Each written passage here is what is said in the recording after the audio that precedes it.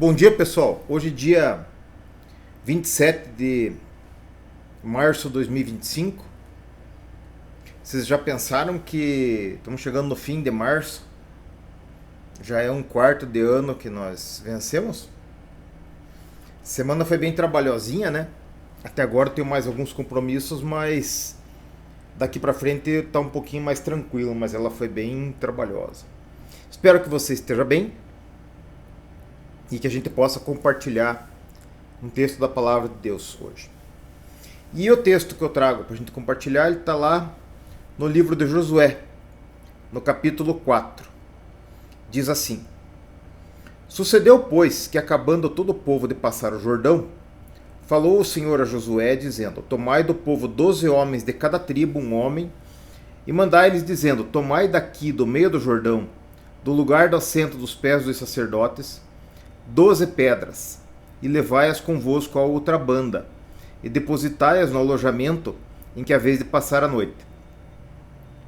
Chamou, pois, Josué os 12 homens que escolheram dos filhos de Israel, de cada tribo um homem, e disse-lhes: Passai diante da arca do Senhor vosso Deus, ao meio do Jordão, e levante cada um uma pedra sobre seu ombro, segundo o número das tribos dos filhos de Israel, para que isto seja por sinal entre vós.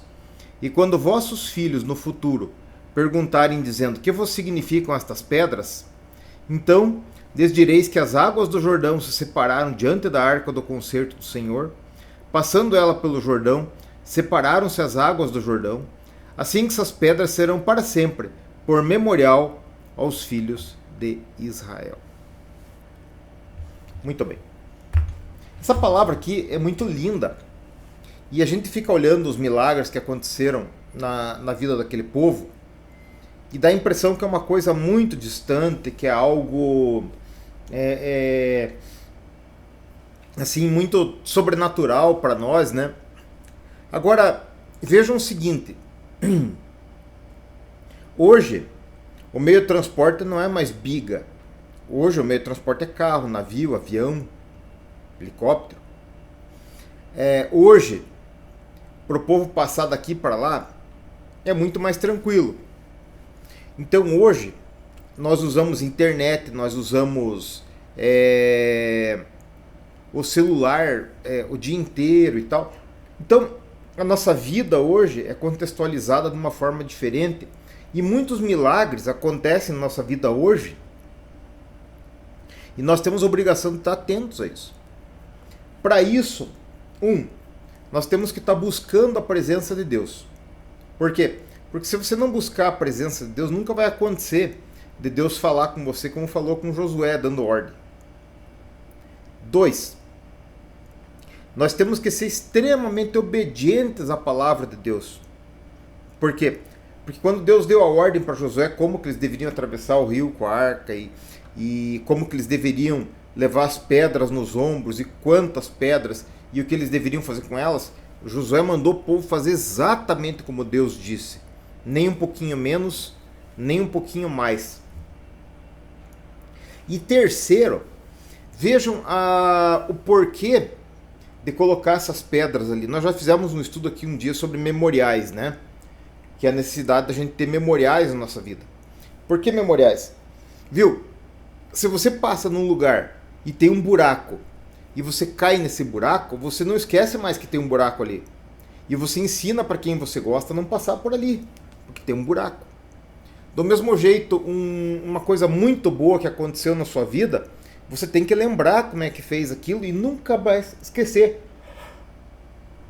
Até porque, como a gente tem uma vida de lutas, e raros são os momentos de bastante alegria, a gente tem que pegar esses momentos de alegria e ficar ruminando neles e nunca mais esquecer. Porque senão você esmorece, você acha um coitado e que sua vida é uma desgraça, e não é assim. A vida tem muitos momentos complicados, mas ela tem muitos momentos muito legais, onde Deus pega a gente no colo e leva de um lado para o outro, onde Deus abre o rio para a gente passar em seco durante a nossa vida. Veja quantos livramentos você teve, quantos livramentos eu tive. Quantas coisas nós ganhamos de presente, quantas vitórias tivemos nas nossas vidas. Tudo isso da parte do Senhor. E nós temos que fazer um memorial. Temos que fazer um memorial. E temos a obrigação de falar sobre isso aos nossos filhos, para que quando eles cheguem numa situação dessa, eles perguntem: pai, como que você fez aqui? Filho, eu fiz assim e deu errado. Ou eu fiz assim e deu certo, Deus me sustentou aqui e me trouxe até aqui. Para quê? Para que seus filhos tenham um norte. Logicamente, eles vão ter as experiências deles, eles são indivíduos, e é desejável que eles se conduzam conforme o seu arbítrio, né? Mas esse arbítrio, ele tem que ser sujeito à vontade de Deus, como o nosso arbítrio tem que ser sujeito à vontade de Deus, porque não existe livre arbítrio. Arbítrio é fazer a minha vontade. Não existe livre arbítrio, porque se a minha vontade não estiver de acordo com a vontade de Deus, eu sou castigado. Eu tenho um efeito ruim na minha vida. Então, na verdade, não existe livre arbítrio. Né? Ele tem uma consequência, ele não é livre totalmente.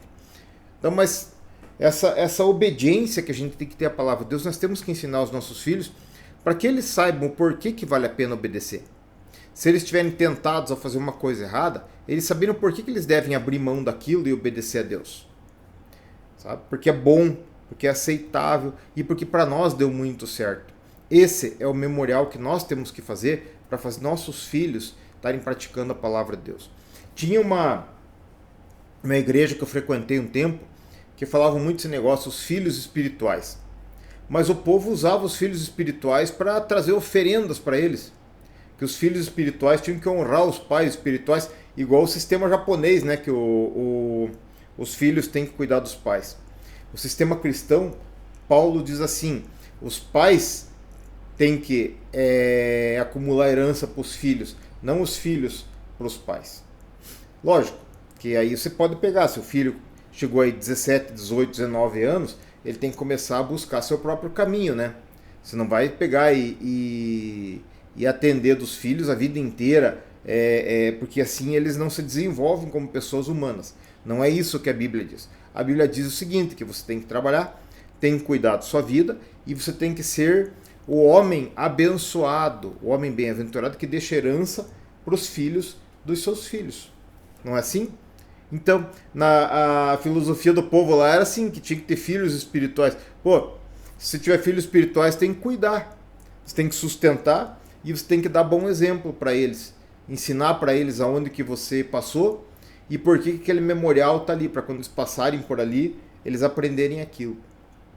De certa forma, a gente tem bastante discípulos, né?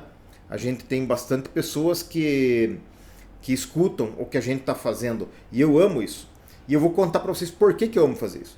Porque eu sofri muito na minha vida, porque muito poucas pessoas me ensinaram o que eu tinha que fazer. Ninguém me deu um norte a respeito da profissão que eu tinha que ter. Ninguém me deu um norte a respeito de como que eu tinha que me comportar. Meu pai era um homem, eu amava meu pai, lógico, mas meu pai era um cavalo. Meu pai, quando você não fazia as coisas que ele queria, ele chutava, batia e tal, ficava doido. Mas ele sentar e ensinar o que tinha que fazer, muito pouco. Minha mãe pegava uma mangueira e batia, pegava uma espada e batia, pegava tabanco e batia quando fazia uma coisa errada. Mas a minha mãe sentar e ensinar o que tinha que fazer, eu não lembro dela ter feito isso. E assim minha avó não deve ter feito com eles, meu avô, meu bisavô. E isso é o que a Bíblia ensina para nós fazermos para os nossos filhos. A gente ensinar para os nossos filhos. E a gente colocar os altares e os memoriais no lugar que eles têm que ser colocados. Para quê? Para que nossos filhos tenham um norte. A torcida é que nossos filhos sejam bem melhores do que nós e que façam as coisas muito melhores do que nós fizemos. Mas nós temos que dar um norte para eles. Porque se a gente não der um norte para eles, eles vão pegar um norte de qualquer parte. Eu tinha vários ídolos quando eu era adolescente. Ídolos que eu joguei todos fora depois que eu fiquei adulto e me converti. Por quê? Porque era uma maneira vã de existir. Né? Teve uma pessoa, quando eu falo assim, eu sempre falo do casamento, né, do Martinhos Vaz, que eu amo, que é meu padrinho de casamento, que ele deu um conselho para nós. Ele falou assim: gente, não caiam na mentira dizendo que o começo do casamento é bom e depois esfria. Ele disse assim: não, o começo do casamento é horrível. Aquela adaptação que você tem que ter e tal é muito difícil. Então preste atenção. cuide no começo do casamento, porque depois ele vai se acertando, mas o começo é ruim. E foi um conselho muito bom. E um dia eu estava saindo do fórum, eu trabalhava no fórum aqui, eu saía daqui às 4 horas da tarde, ia numa estrada ruim, que Deus o livre, para Ponta Grossa, assistia aula em Ponta Grossa, e voltava de Ponta Grossa, meia-noite, 1 hora da manhã, e ia dormir para trabalhar no outro dia novamente. O dinheiro era curto, e aí minha mãe, ela começou a me perturbar por causa daquilo e tal, e falar que não ia ajudar mais naquelas viagens e tal, na época, né? Com um aluguel que eu recebia de uma casa, que por sinal era a herança do pai, mas a mãe também falava aqueles negócios porque era o jeito dela, e eu estava prestes a parar com aquela faculdade de Direito e ficar só trabalhando, buscar. Aí um falecido advogado daqui, que era conhecido por Poia, o cara descendo comigo ali, a hora que eu ia pegar carona com os piá para ir Ponta Grossa, falou assim: Marco, não pare com a faculdade. Não pare, porque se você parar, o tempo vai passar. E se você fizer a faculdade, o tempo vai passar igual, só que o resultado no fim vai ser o mesmo.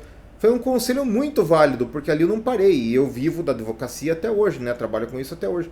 Mas eu posso contar nos dedos as pessoas que me deram um conselho que preste. Eu me lembro de pessoas desfazendo das minhas coisas, tentando me lograr, me ensinando coisa errada. Então, é por isso que eu tenho o maior prazer de sentar com as pessoas e dar um palpite na vida delas e tentar ensinar elas a viverem direitinho, por causa disso. Porque como isso foi muito dolorido e me dificultou muito a minha vida, eu acho que eu posso, já que Deus teve misericórdia de mim e eu estou aqui hoje, eu posso ajudar as pessoas e dar um palpite bom para elas. Inclusive para vocês, tá? Inclusive para vocês. Se não for por causa de sabedoria ou por causa de muita espiritualidade, que pelo menos seja por causa da minha barba branca e por causa das minhas cicatrizes. Porque eu já andei por muitos caminhos e já caí por muitos buracos. Pelo menos eu posso dar um palpite para vocês sobre qual estrada que vocês não devem andar. Daí, esse eu sou especialista, porque como eu fiz muita confusão na minha vida, então eu posso contar bem para vocês aonde que vocês não devem ir, porque vai dar confusão.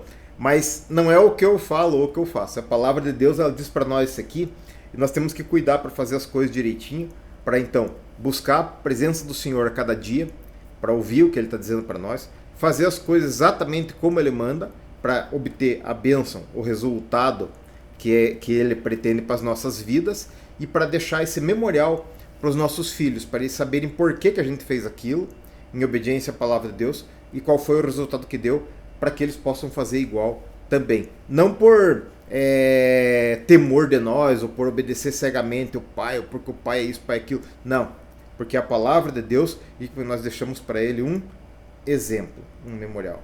Deus te abençoe. Tenha um dia bem abençoado para você e para a tua família. Por aí.